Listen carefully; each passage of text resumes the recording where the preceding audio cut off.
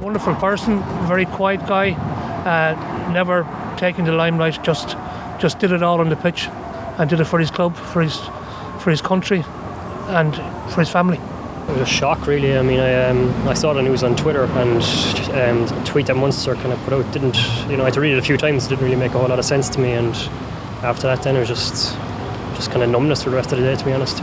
Oh, what an amazing man, an amazing player.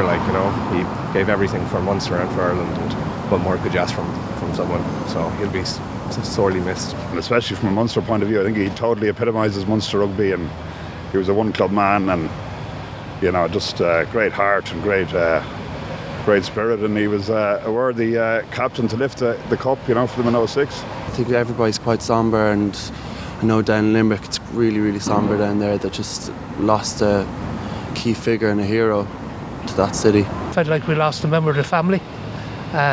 Limerick is so close-knit, Munster rugby so closely knit, and indeed Irish rugby so closely knit, with the guys moving between provinces and the whole interaction.